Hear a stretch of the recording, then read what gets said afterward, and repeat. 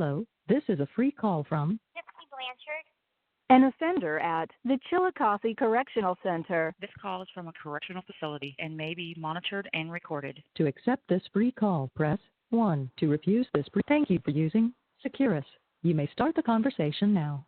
Are you working? I'm here. I'm here. Hey, sweetheart. I figured they maybe made you work. They did, but I just got let loose like 20 minutes ago. Okay. And I was like, oh, fuck, I hope she calls me back again.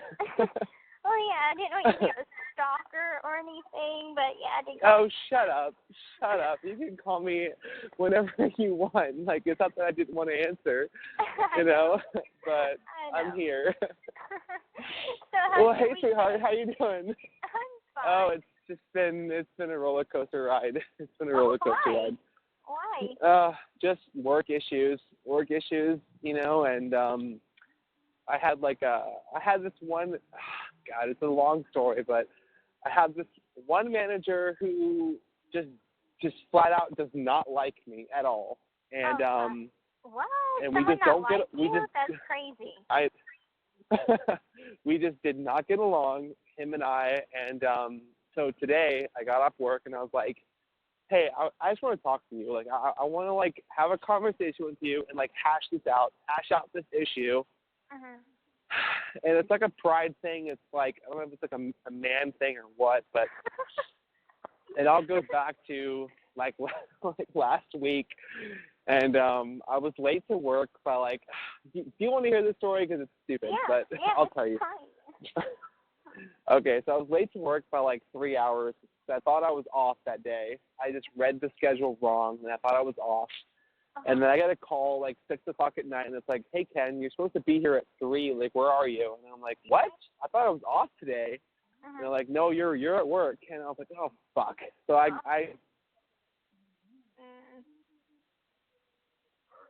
Hello? I think your phone's acting weird again. You better not. Okay, don't tell me you lost me. I got you. Okay, all right. So I'm like, all right, I know I'm 3 hours late. My bad. I'm sorry, I read the schedule wrong. But of course, like, I'm in the wrong here. I'm the one that fucked up, and he's just like, yeah, okay, whatever. So I go to work, and we get these gift cards for, like, a grocery store. And I remember telling him a week earlier, he was like, hey, Ken, you know, we're all going to get gift cards to the grocery store. Do you mind donating yours to the restaurant? And I was like, yeah, I don't have a problem with that. Like, I'm not going to use it anyway, whatever. So I come into work 3 hours late, and that was the day that we get the gift cards. So I give him, I walk up to the guy, and I'm like, hey, this is the gift card that I told you I'd give you. Here it is. And he goes, you know what, Ken? You probably need it more than I do, so here you go. I don't want it. And I was like, are you fucking kidding me? And I threw it in the trash right in front of him. I was like, you know what? It's going in the fucking garbage then, because I don't want it. I need it more than you do? What the fuck is that? How dare you say that to me? Right. So I was pissed. I was like, all right, it's going in the fucking trash then. And I threw it in the garbage right in front of him. And then he got even more pissed. And then I was like, you know, being all prideful, like, you know, fuck you. I don't need your fucking gift cards. It's going in the garbage if you don't want it.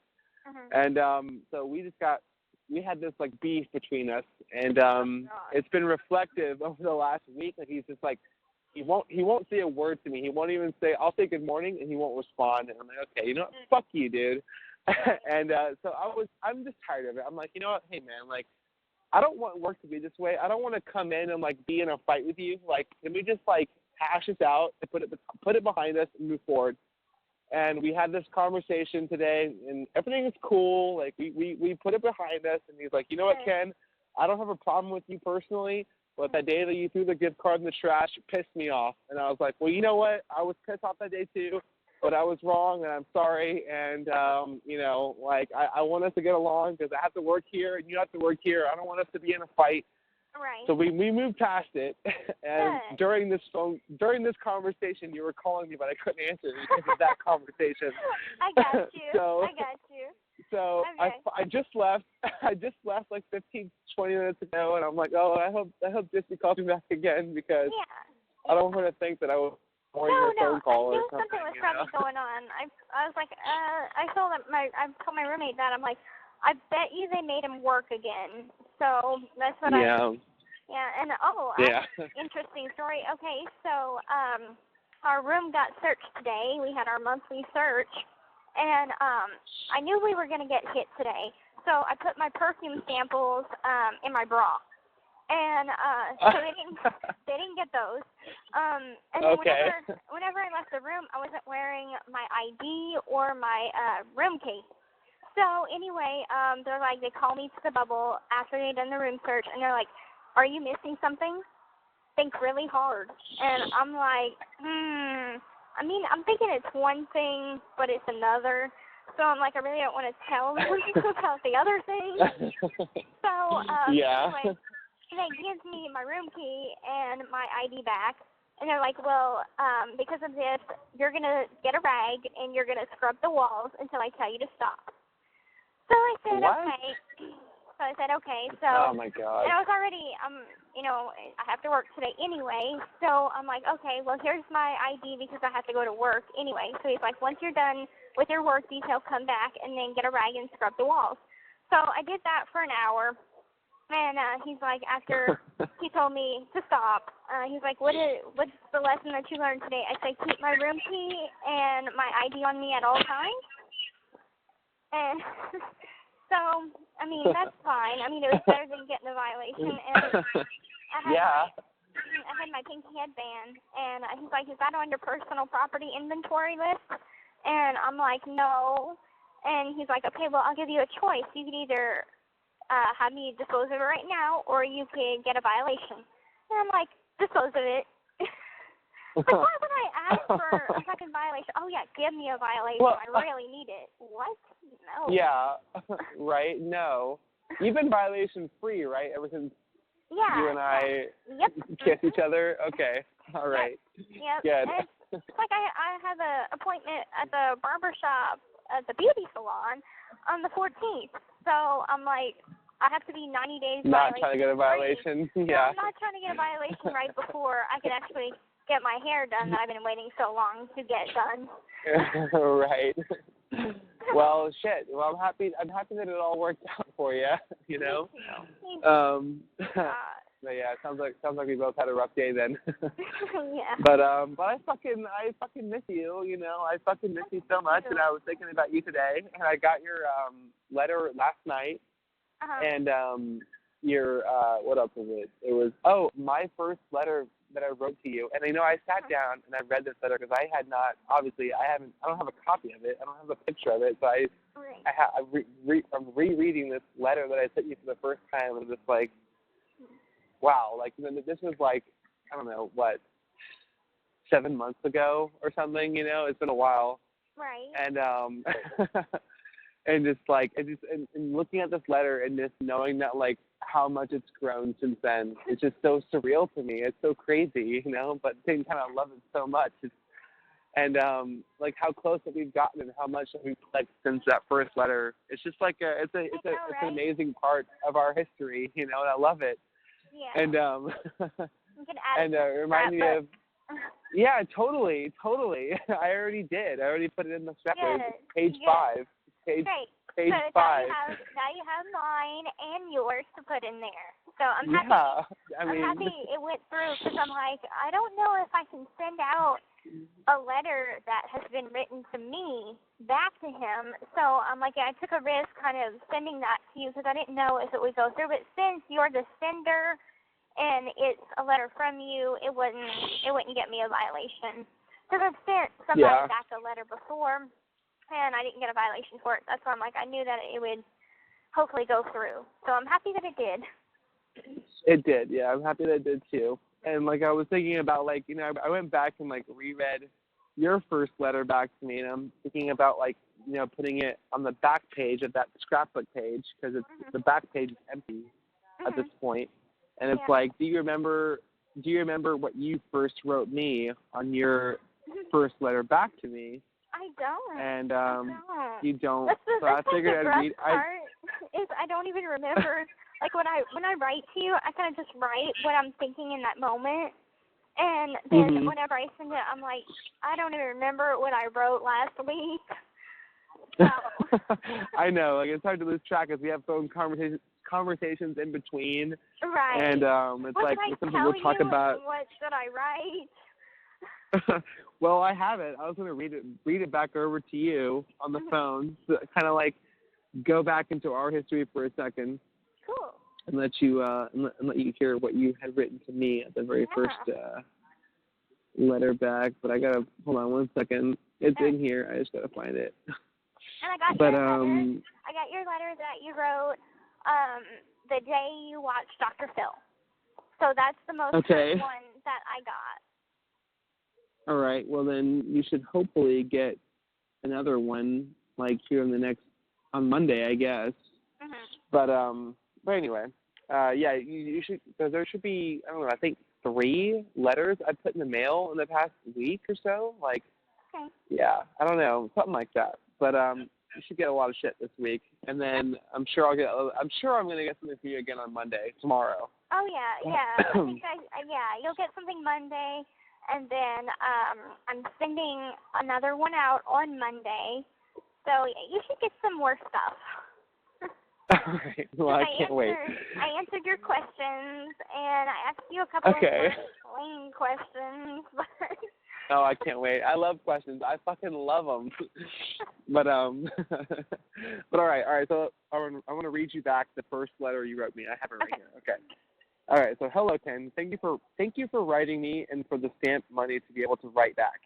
And really, everyone starts out as strangers. That's how friends are made.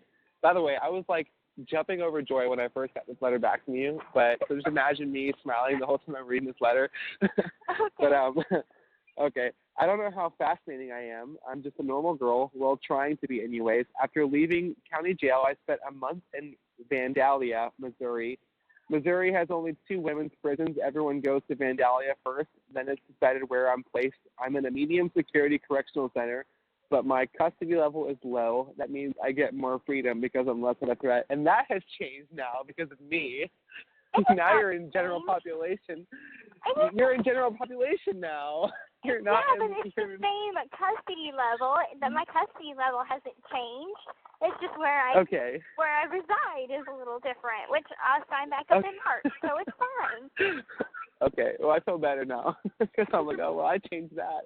That. Oh my God. All right. Okay. All right. I have this big charge, but I'm not violent. Then you say I'm bubbly.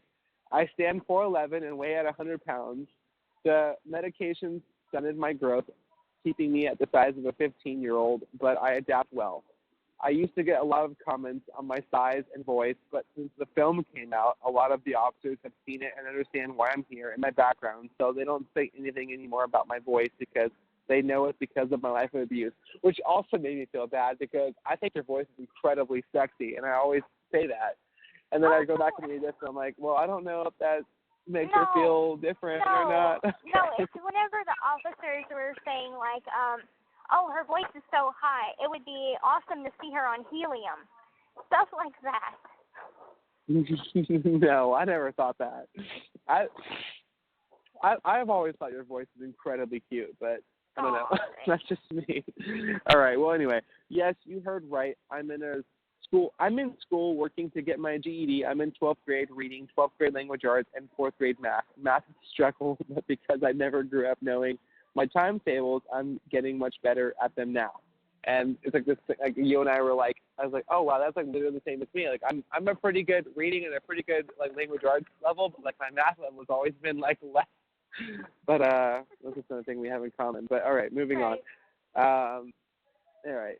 My favorite thing to study is reading, writing, and science. The things I do on a daily is go to school, then spend my time at the library, walk the track, watch my TV, read. We have a baseball field, and during the summer we have games, so it's not so bad.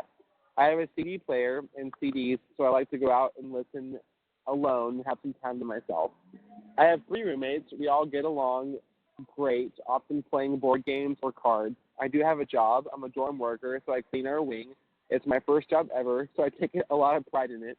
So what about you? What things do you like? Do you like music, movie, or sports? No, I hate music, movies, and sports.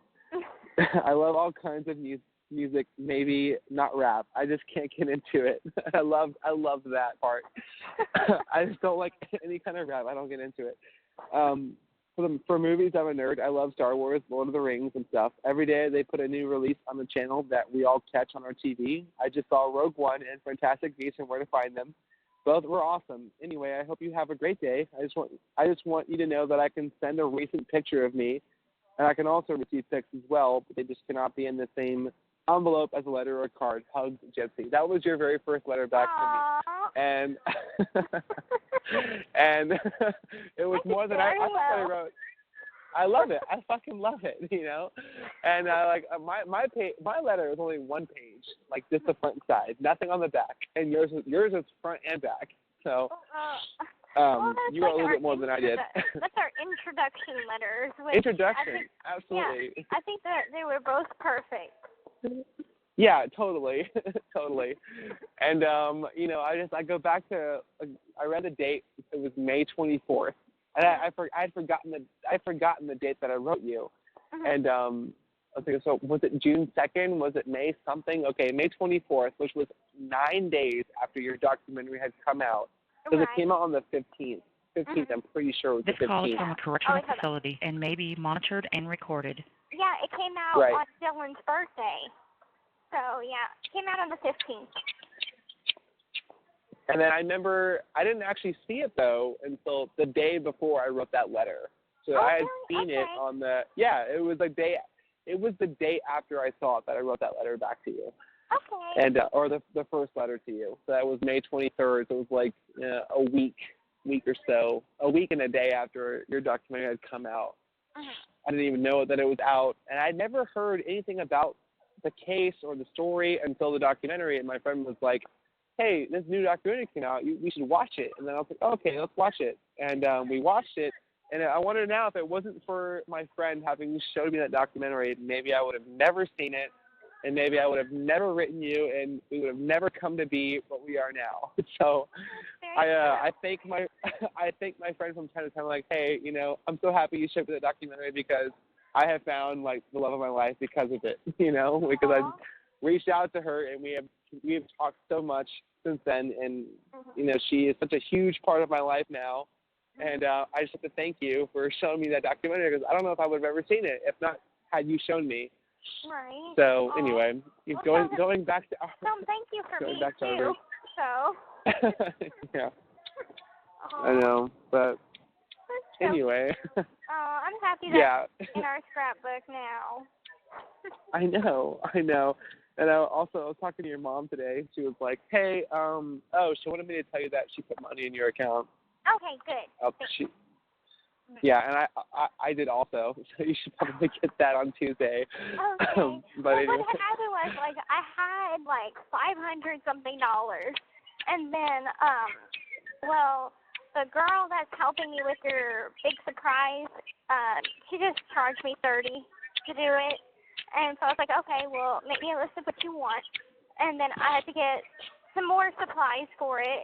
So that, took a big chunk out, but I don't regret it at all. Like, this is epic, and I'm so happy she's helping me do this.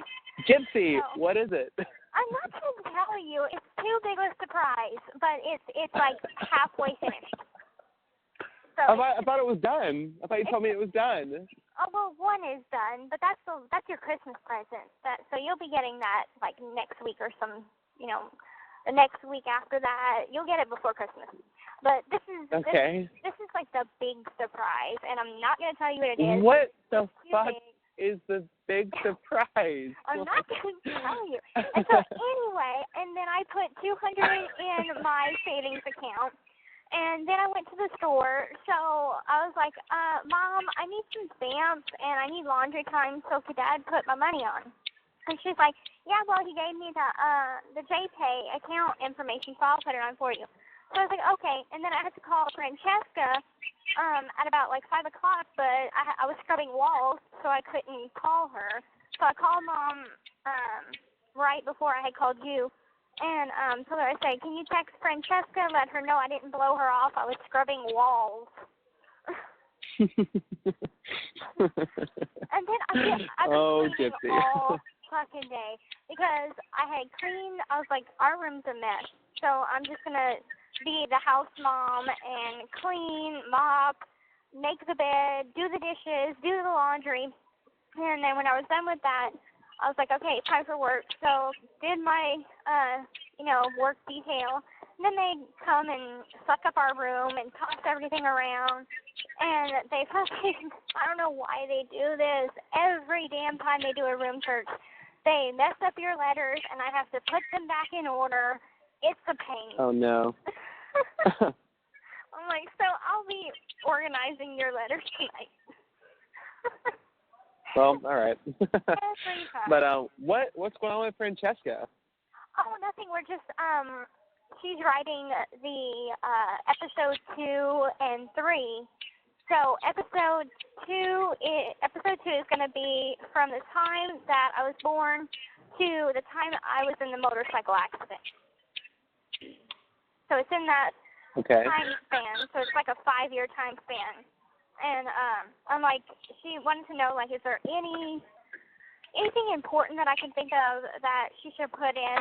And I'm like, I mean, at that time, I know that I was going to the hospital, having different surgeries done, because I had surgeries done even when I was a toddler. But really, she had asked me questions about me and Mom living with my grandpa. And I'm like, I don't know if you want to put this in there, but, it's complicated. But I'm here, baby. I'm going to listen. I want to hear it. Okay, so I have these memories, but it's kind of fucked up. So anyway, whenever I was about 4, me and Mom were living with my grandpa because my grandma just passed away. Well, anyway, I guess my grandpa, he always had a habit of touching inappropriately whenever he wasn't supposed to. So I knew that. Whoa. But that continue. Okay, so whenever I was about 4, I remember. Don't fucking tell me. No, don't fucking tell me what I think you're gonna tell me. Yeah, I don't know if I ever told you before, but yeah. So I had memories of me and Mom, like, he would make us take a bath with him, and it was me, like 4-year-old me, and my mom would have been like 28 at this time. And I remember us all taking a bath together, and it was weird, but I was 4, so I didn't really know any different. And so I was telling, like, Francesca, I'm like, I know this sounds fucked up, but when I was like 4, like, my grandpa would, make us take baths with him. And I remember I had never seen a penis before. That was like the first time. And so I was kind of fascinated, and he seemed like to be proud that he could have an erection in front of us. And I mean, it's like these things, they don't really make sense to a child.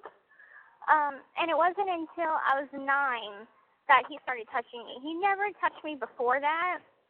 But then whenever Mom and I had got into a car accident, we had to live with him and Laura at the time, that's when the touching started, and then we got out of there, but yeah. No. Oh my God.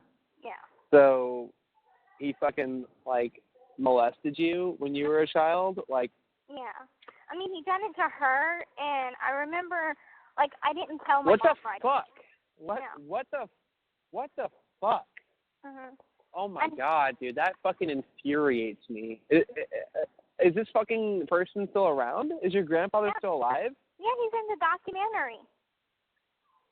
That fucking guy? The fucking guy that was. Oh, fuck, dude. That's what. Oh man. Me and him. I talked to him once since all this happened. But hey, Susie. Okay, I was seeing my former roommate.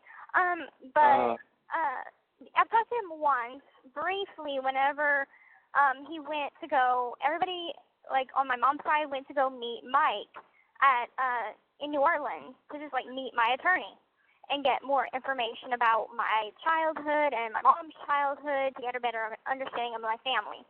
So anyway, I talked to him briefly, and that's the first time I had talked to him since I was 9, because Mom gave me the option. She's like, you could we could press charges, and I was just like, no, I want to just forget about it, leave it on the back burner, and just move on. So anyway, I had told him hi, thanked him for being supportive, and then... No, fuck, what the... But I haven't talked to him since, and, like, I told Mike... Thank you for being supportive, you fucking abusive son of a bitch. I'm upset. I know. I'm upset now. I'm upset now because it just adds more fucking shit to the story of Gypsy Blanchard that I did not think was a thing. Anybody that didn't fucking use me, I know. And so I told God Mike. Damn it. I told Mike about it, and he's like, well, I met your grandfather. I don't think he's like that. And I'm like, no. They never fucking seemed like it in person. Me, my mom, you wouldn't think that she was like that either. I mean, so it's really, somebody can put up a good front. And so anyway, I had told... What? How did he touch you? What did he do? I mean, basically, okay, so he started fingering me, and... Get the fuck out of here. Yeah, and then he oh ate me out once, and I'm like, I don't know. No, he did not. No, he did not. No, he did not. Yeah. Oh, my and fucking God. That son of a fucking bitch. I was 9. You were so fucking 9. Oh, my fucking and God, then I tried to tell Mom and Dad, and they thought that that was something that Dee Dee, my mom, had put into my brain to make me not want to contact anybody from that side of the family. But I'm like, I remember, I know, this is not something that I'd put on somebody if this did not happen. Like, I know the difference between what my mom told me and what really happened. And so it took a while. It wasn't until... Gypsy, I'm so sorry. It's okay. It's over now. I mean, I put it behind me. And it wasn't until a few months ago that Christy actually believed me. And it's because of my cousin Jessica that told her the same thing happened to her. And so whenever Jessica said that, she's like, yeah, I believe Gypsy because the same thing happened to me. And it happened to other members of the family. And so, I mean, at this point, I'm not wanting fresh charges because he's like son of a 80. bitch. He's like 80 years old now. So, I mean, well, fuck him. You know, he fucking deserves some kind of fucking justice, whether it be me fucking... Oh, my God, dude. I can't fucking believe that. Wow. Oh, my God, Gypsy. You fucking A. So, it tears me up inside because I feel like you have gone through so much shit, and then just to add more shit to it, and you were an innocent child. I mean, I've always felt like you were like an innocent victim, you know, even up to where you are now, you know, because of the amount of sheltering that you were put through, you know, and this just adds more fucking shit to the storm. It just breaks my fucking heart. It's like, what the fuck? This fucking piece of shit that's in the documentary about you, who's fucking talking about you, like, he fucking molested you when you were a child? Well, fuck him. It's like, is there anybody in the fucking Blanchard family or in the Petrie family that is anywhere on the side of being good? It doesn't seem like it, except for maybe Bobby, I guess. Right. And that's I think like, wow. Bobby shares blood with my dad. So it's like I don't even consider Bobby part of the Petrie family because I just put him on the Blanchard side. Because I'm like, you don't act like the Petrie side at all. Like, the Petrie side's fucked up, and... What the fuck is wrong with the Petries? Oh, my God. I don't know. It's something in the water. Fuck.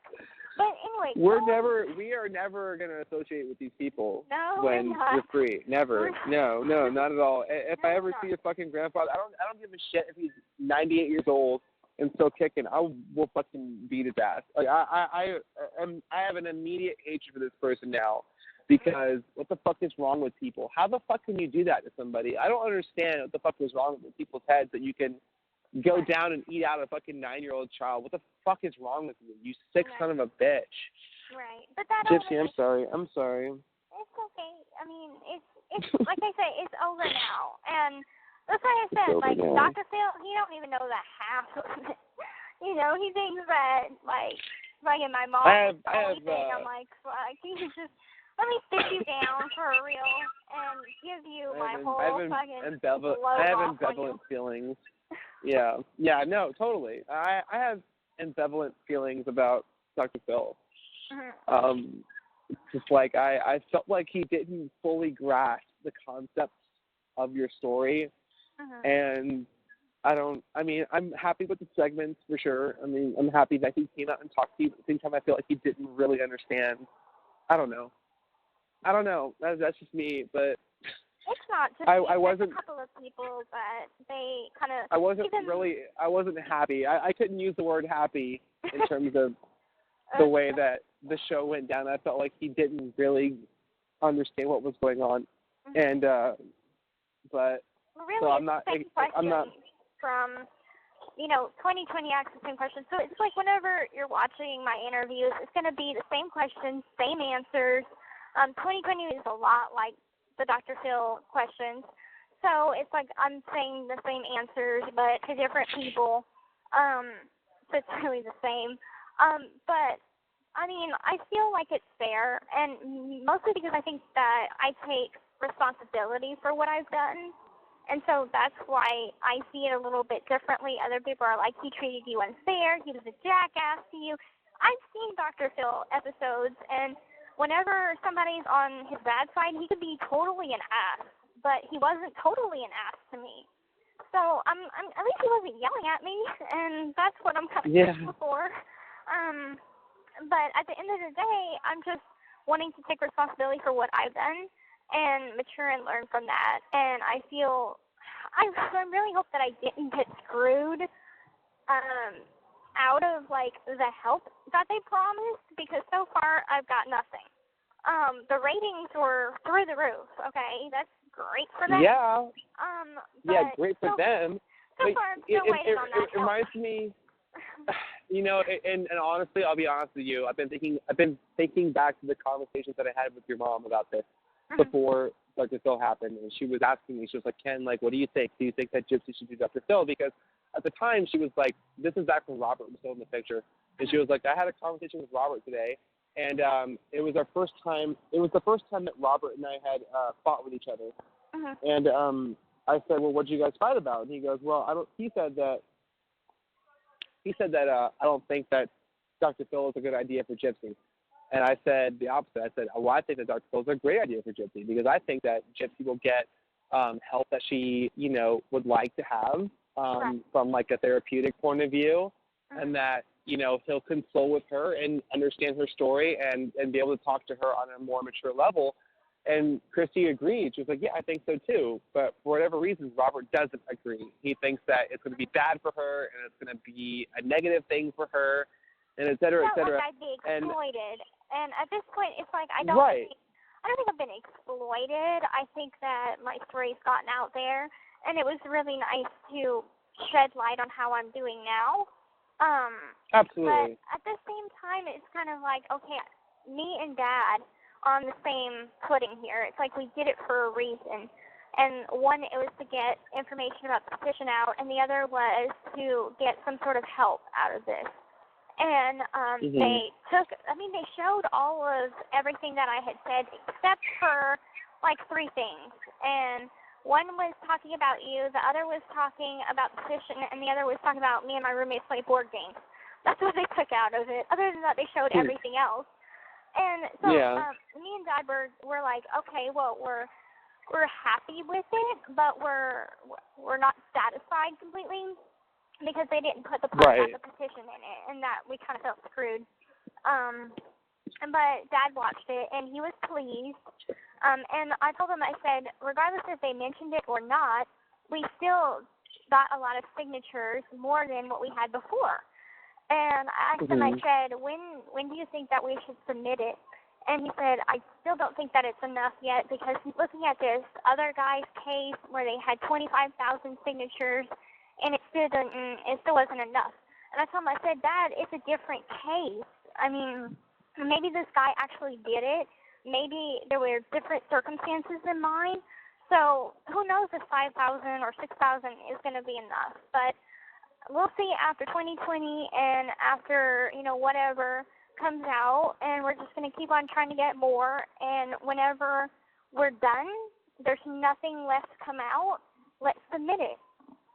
Whatever we have, that's what we'll present them with. Yeah.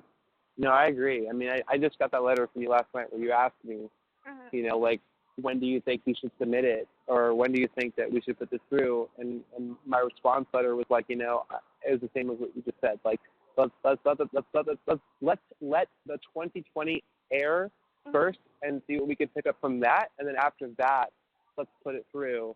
Because I feel like your case is absolutely extraordinarily different from anything else in the entire fucking world. I've never seen anything like it.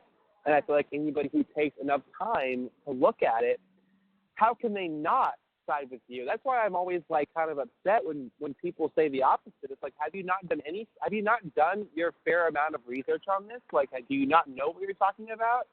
Because I feel like, at the same time, like, I understand what your point is, but like, Gypsy's case is completely different because she did not grow up in the same atmosphere as you and I did.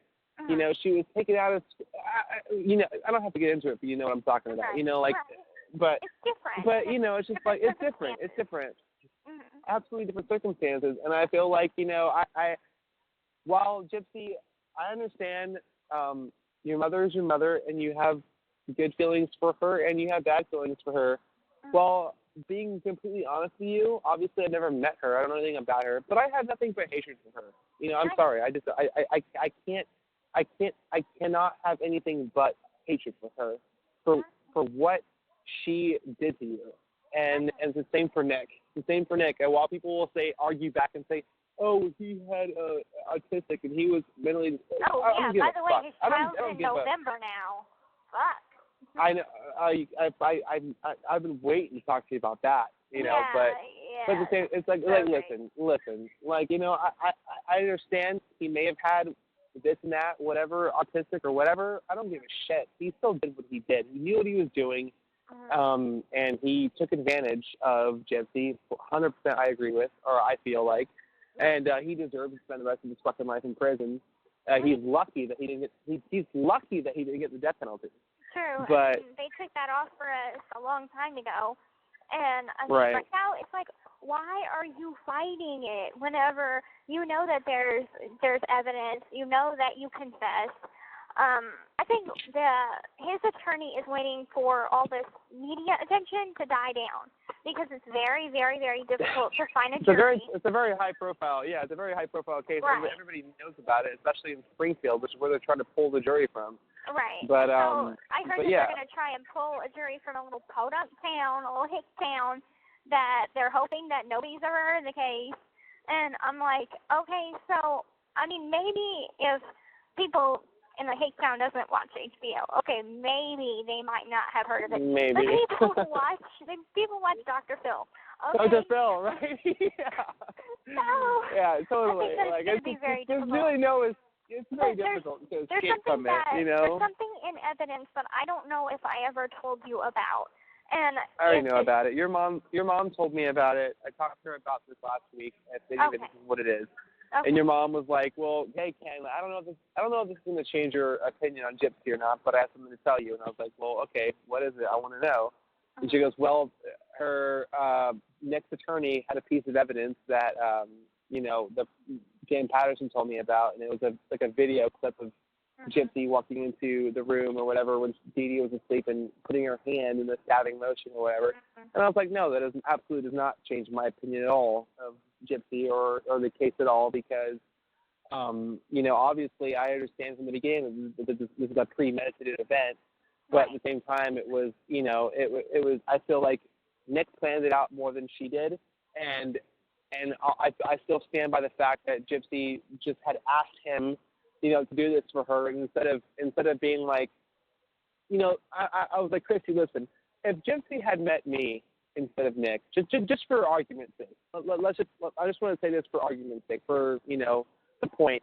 Let's say I was the person that Gypsy had met on the dating website, and Gypsy had asked me that question. I would have said no. I would have said, Gypsy, listen, no, I understand you're in a bad situation. Let me get you out of there. And so I would have pulled up in the cab and said, let's get in this cab and let's go right now and not look back, instead of getting out of the cab, coming into the house, and doing what Nick did. Obviously, Nick is the the cause and the effect of the situation. And if it wasn't for, I just feel like Gypsy had more bad luck. She had met the wrong person. She had met this lunatic who made the question a reality. Who took a fantasy and turned it into an actuality. And and even if his attorneys have this evidence, it doesn't change the fact that he is still the one that committed the act. She had no part of it, other than telling him to do it. You know, he still is the one that committed it. So I don't think that evidence is going to change anything, because at the end of the day, they showed this at my preliminary hearing whenever. Yeah, she told me that too. Yeah, and so whenever it was shown, you know, I had just told Mom and Dad that I had no idea anything like that was going to go down. And I think there's a picture, a still shot of me walking out of court. Of you looking back? Yep. You looked at them. There was also a picture of you looking back, and you have this, you have these purple glasses on. You're just looking back at them in the stands or in the pews, or what you call them in a courtroom. Yeah, the seats, the viewing area. The seats, the viewing seats. And then there's a video clip of you walking out, and your jaws drop, and you're just looking at them as you're walking out. And it's I've seen that. You know what? Of course, Gypsy, she was scared. She was in a situation she'd never been in before. You know, she didn't understand how technological the world can be and how much evidence they can pull out of a phone. Right. You know, but I thought when something's deleted, I thought fucking those, you know, fucking naughty ass pictures and shit, I thought that got deleted. Apparently it goes to a database in fucking Russia, and they can pull it out at any time. So I'm anybody's okay, I'll send you a naughty pic. Okay, well, that could be brought back up and used against you in trial, just so you know. Yeah, well, good to know. Now I know for the future. But anyway, Chrissy was like, I don't know if this is going to change your opinion. I was like, I can't believe, no, absolutely fucking not. It doesn't change my opinion whatsoever, because I still know, I feel like much more than the average person does about this case, because I've cared enough to fucking dig into it and look into it, you know. But I still said to her, I said, I don't think it's going to change his case at all. I feel like his attorneys are trying to grasp onto any fucking straw they can, and it's not going to work. It's he is guilty. He did it. He admits to it in an interrogation. You know, this and that. It's listen, the guy is doomed, and I don't know, for whatever reason, his attorneys are trying to get him out of it or trying to reduce it to something else. But I guarantee that no fucking jury presented with the evidence that I've seen would say, oh no, we should go easy on this guy who stabbed a woman 17 times in her sleep, and you know, it's not, because he was manipulated. Get the fuck out of here. Get the fuck out of here. He was 26 years old. He knew what the fuck he was doing. He's a year older than I am now. And no, fucking A. This guy's done, and he deserves to be done. He deserves. Anyway, Gypsy, I don't want to. You know how much I hate him, but I don't have to go into it. I know. Well, speaking of subject, too, I need you to send some prayers. So please say a few extra prayers for my best friend. Her name's Christina Webb, and she just. I know her. I saw her. I talked to her, actually. Well, I didn't talk to her personally. Okay. But I saw her post in the support group about being sentenced here soon. Yeah. And I said, I'll definitely send her the prayer for you. She's like, well, me and Gypsy are really good friends, and I'm going to be sentenced. She's my freaking bestie. We did almost my whole time in county together with her, and she is the one that really, really understood me, because I was going through some mixed emotions about Nick at the time. I was like, I love him, I hate him, I love him, I hate him. And I was thinking about getting back together with him, breaking up, all that kind of good, crazy breakup emotions. And she understood me. She's the one person that, number one, she didn't ask me about my case. Number two, she wasn't using me for my commissary. 3, she was always there if I needed to talk and understood anything, any complex emotion that I was feeling, she understood. And so, ever since then, we've been solid best friends. And anyway, I knew that she had this case that she had been fighting for a while, and it's an armed robbery case. She robbed the fucking video store with butcher knives. She was high. And so, anyway, she took a plea to 10 years at 85%, the same as me, on this case. And so she goes for sentencing, and she's hoping that she can get probation. So she wrote up the judge a letter. So she's hoping that she'll just get probation. But if she does do the 10 years, she'll be coming here with me, and so we'll do our time together. So I'm hoping that she will just get probation, because 10 years is a long-ass time. Yeah. Yeah. Well, definitely, I'm going to send her a personal message and let her know, like, I know I've heard about you, and I want you to know that I'm praying for you, and I hope that all goes well at your sentencing, and if not, you still have people that stand by you regardless, and you're still loved out here, and, say whatever I can, even though I don't even personally know her, but obviously if she's a friend of my love, then she's a friend of mine, so I'll do what I can. Thank you. But, your prayers are perfect. I mean, your prayers always worked for me, and they've always kept me safe, so, that's what matters to me. It's like I don't care about anything else as long as I get to talk to you. I mean, that makes my month, my year. And as soon as we get to see each other, Gypsy, you have made my year. Like I'll never be able to go back and talk about 2017 again without thinking about you or talking about you. Like you have been such a huge, impactful piece of my life, and all positive. And I just love you so much, and I just feel like, you and I were just like a match made in heaven, and I'm trying so hard not to fuck this up, even though I've already fucked it up with the 6-month suspension. There's nothing you could ever do to fuck this up. Seriously. I mean, well, I know you say that, but at the same time, it's just like, I don't know, like I hate sitting out here with twirling my thumbs, waiting to come see you again, and I just hope that we're already halfway through it, but I just hope that the other 3 months doesn't kill us, because I really love you so much, and I just cannot wait. I just cannot wait to come back and be with you again, and I know. And the future will be so much easier. The whole time. The so whole you should be time. on your best the whole behavior. time. I will. I'll be like, okay. So don't pick me up, but I will give you a long hug. Okay. I can't. Okay, I can't pick you up. Oh, I'm happy you told me that now, because I was gonna do it. You can pick me up, but I mean, I'd rather us be on the safe side. So let's just play low key. And then, as time goes on, take it slow, right? Take it slow. That's what you said. Can we get through the first hour without you getting kicked out, please? Okay. Okay. All right. Well, my goodbye hug, then I'll pick you up. Okay. Well, we're almost there. We're almost there.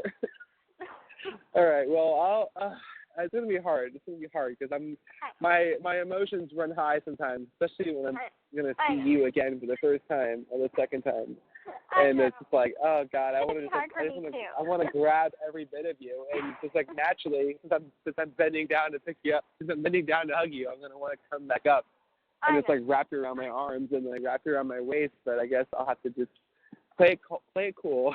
I was actually and just give you a brief little hug. I was thinking about writing the word, and I was like, why can't we get conjugal visits in here? And my roommate's like, I don't think that's going to fly. I'm like, that's a valid question. I wonder if anybody's ever asked before.